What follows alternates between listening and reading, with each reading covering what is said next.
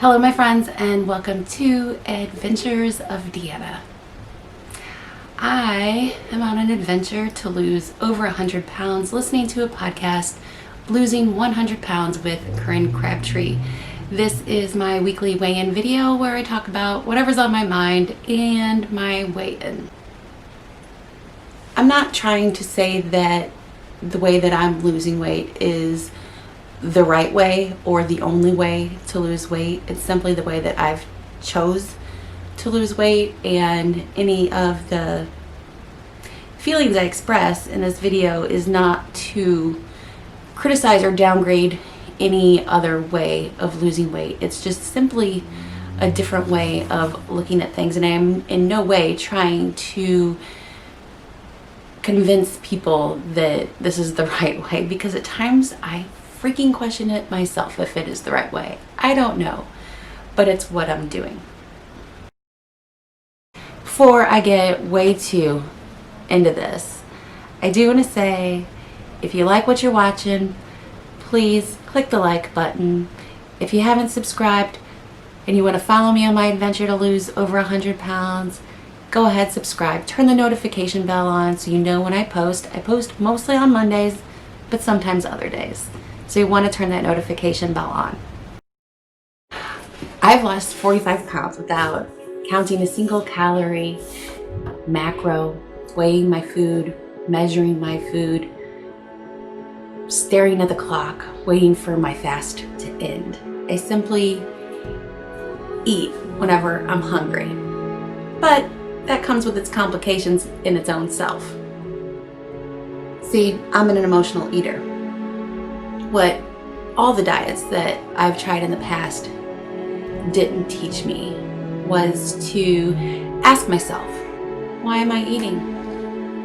Why am I eating? Why at night, whenever everybody goes to bed and I'm still up, do I feel the need to grab a snack? Why, whenever work is overwhelming and I've got a lot of tasks to do I need to go and get a snack? Why, whenever I'm alone in my car, do I feel this unbearable urge to run through a drive-thru or stop somewhere and get a snack? Why am I eating? Why am I eating? Why am I eating? Why do I use food as a coping mechanism? Why is it that I feel the need to eat whenever I'm stressed, bored, mad? Why do I feel the need to eat whenever I'm hurt, lonely, overwhelmed, disappointed? Why is it that I feel like food is going to solve this? Why do I feel like food is going to be my friend? Diets didn't teach me why I was eating. Counting my calories just let me eat for reasons other than hunger and fit it into my calories. What I felt I learned from diets was restriction. All of this led me to have all these different emotions like guilt, shame, rebellion, anger towards others who were able to eat whatever they wanted to, or appeared that they could eat whatever they wanted to. I had thoughts like, I'll never be able to do this, I'll never figure this out, I'll never be at my goal weight, I'm not good enough. I had thoughts like, I have no self-control, I have no willpower, I just can't. Lots of emotions. Once upon a time, I listened to all the rules, I counted my calories, I tracked everything that I ate, and then I would fall off the wagon. I would get off track. I would have cheat days because the bands of restriction just felt so tight that I needed to let go. I would go through this cycle of sadness, guilt, shame, and it was so hard to brush myself off and to get back on track. Sometimes it would take a day, sometimes longer, to get out of that cycle. But I would get back on track. I would get back on track. I would follow the rules, and success would follow. Weight loss would happen. But internally, there was always this conversation going on in my head that I can't have this, I won't be able to do that, I shouldn't do this, I should do that. All of this constant inner talk, inner dialogue, just chasing through my brain. And as all those thoughts are coming, I've got, the cookies. Cookies. They're calling my name. They're just reaching out to me. Tiana, eat the cookies. They're begging me. They're pleading me. And it's a freaking cookie. Like, cookies can't do that. But in my mind, I've got these thoughts running about it. These thoughts going on. And I'm telling myself, I have great strength. I'm trying to willpower my way through it, trying to ignore the call of the cookies, trying to ignore the call of the cookies. Like, silly, so silly. Then the bargaining in my mind started to happen. You had a stressful day. You deserve it. You can have just one. All of these thoughts going on in my brain. Again, trying to willpower it through it. And then I think to myself, well, I'll just distract myself. I'll brush my teeth. I'll eat a mint. Sometimes the self-distraction works. Sometimes it doesn't. And now more thoughts are racing in my head. Feelings like I have no self-control. I have no willpower. I'm not good enough. I don't deserve this. I'm destined to be fat. You might as well just eat the cookies. All these thoughts, I can't, I won't, I should, I shouldn't. All of these thoughts racing in my brain. They make me feel out of control, unfocused, inferior, embarrassed, remorseful, powerless, shamed, withdrawn, and just numb. I brush myself off. I get back on track. I lose a pound and I'm feeling proud, successful, eager, confident. I'm also feeling inspired, courageous, and joyful. And I'm going about my life. And then something happens and I feel overwhelmed and anxious, worried, stressed. I feel inadequate. I feel resentful. I feel annoyed, pressured. I feel unfocused. And I eat. I eat because I'm an emotional eater. I eat because I haven't learned to deal with my emotions in a way that's not turning to food. I've learned that food will distract me from the feeling. It will numb me. It will comfort me. I learned that food will distract me from the feeling. It will numb the feeling, even comfort me. But the food doesn't. It does for a second, maybe, but then I feel shame, guilt, disappointment, feel worthless and insignificant. And I want to eat to distract myself from the feelings. I want to feel numb and I want to feel comfort. It all started with a thought that created an emotion. Diets didn't teach me how to deal with my emotions. They taught me how to go ahead, eat because you're mad or stressed or whatever. Just make sure it fits in with your calories. Don't have any calories yet? Eat in secret. Nobody's gonna know. Eat in your car. Eat in the closet. Hide your snacks. But it didn't teach me how to deal with my emotions in a way that I wasn't using food as a comfort mechanism. So that's why I have chosen the method for weight loss that I have chosen. It's not to say that any other diet is wrong or not good, because if it's working for you, then it's working and keep doing it. But I found that if I wasn't going to address this, if I wasn't going to really focus in, that I'll always be on this yo-yo cycle of dieting, that I'm always going to be in this land of restriction that, creates all these, different emotions and thoughts. And I might be saying that wrong. I might be saying that a little bit not the way I want to right now. But I really wanted to focus on my thoughts and my emotions and how that creates my actions. That brings me to my weigh-in this week. This week I got caught up in one of these emotional cycles. And it all started with, I was worried about a family member. And then I was disappointed. I wanted to go to this event and it really didn't go the way that, I wanted to. So I was kind of sad about that. And then I'm doing this step challenge. Well, first, so I was feeling worried, and then I was feeling disappointed, and that kind of left me to be sad and not want to take action. Kind of left me numb and wanting to do nothing. So then not taking action left me into feeling shame and guilt because I didn't get out and walk because I didn't want to do anything. I was feeling sad and I just didn't want to get out and do anything. So then that feeling, because I didn't take action, led to another feeling of guilt and shame because I signed up for the step challenge, and then I feel like because I didn't go out and get my steps in because I was wallowing in this pool of sadness, well, now I'm feeling shame and guilt over not keeping my commitments to other people. See, none of these things are things I want to feel. I want to feel proud and accomplished. I want to be a person who keeps their commitments.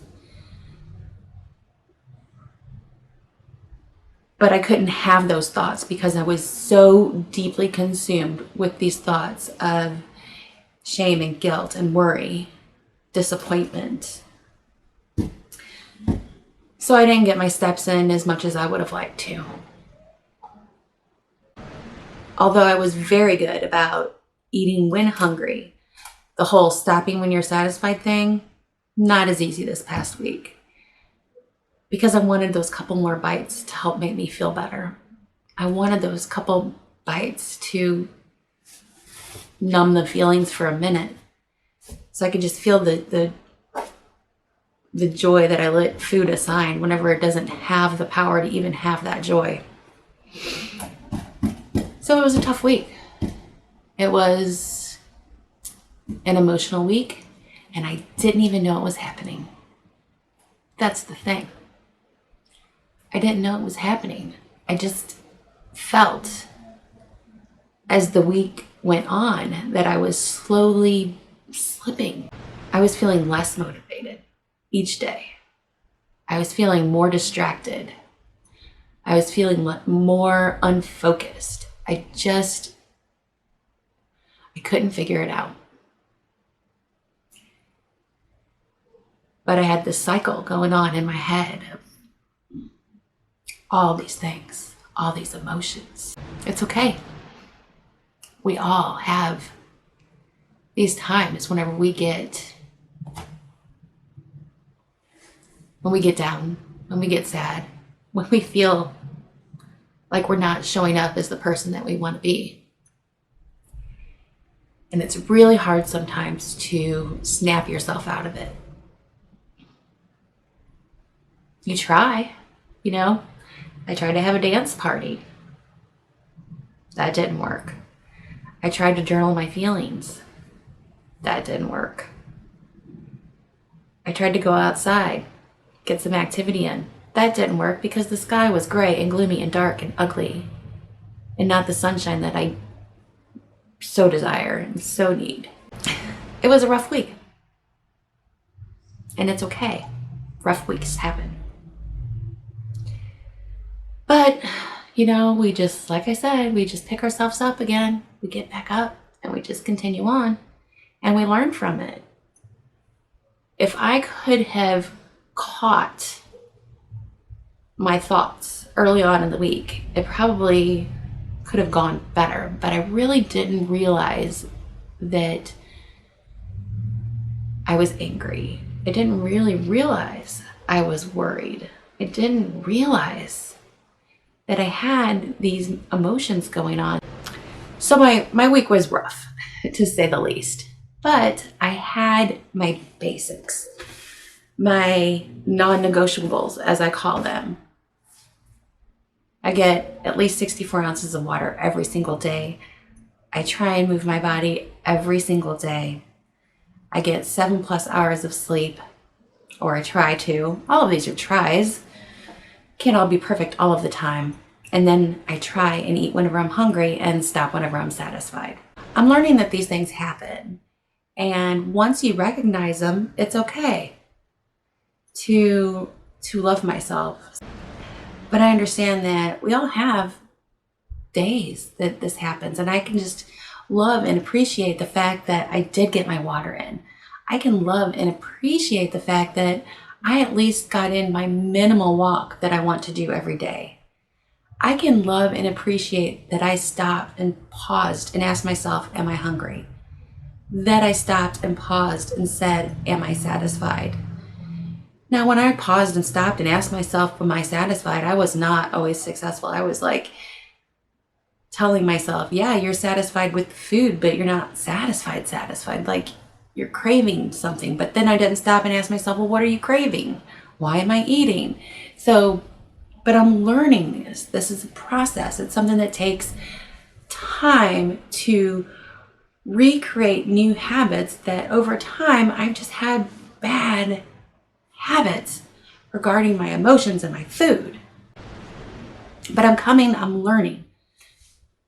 I'm learning to love myself, and I'm learning to celebrate the small little victories that I got out of bed, that I got my water in, that I went for a walk. So the week wasn't perfect, and it wasn't everything that I wanted to be. You know, you have these high hopes, these big dreams. We can throw in the towel. We can give up, say F it. We can do that, or we can realize, oh, hey, I'm human. It happens. We have times where things are difficult for us to deal with.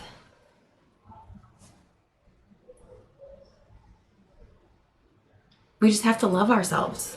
You know, we just have to make the next best decision. We just have to. We don't have to. We just can choose to make the next best decision. And that thing, you know, when you make the next best decision, then you feel good about yourself and you're like, yes, I did that. And then you're willing to take more action and you do another thing that feels good. And then you start to feel pride. And then you do another thing that makes you feel good and you feel motivated. And then you start to do another thing and then you're feeling eager to do more.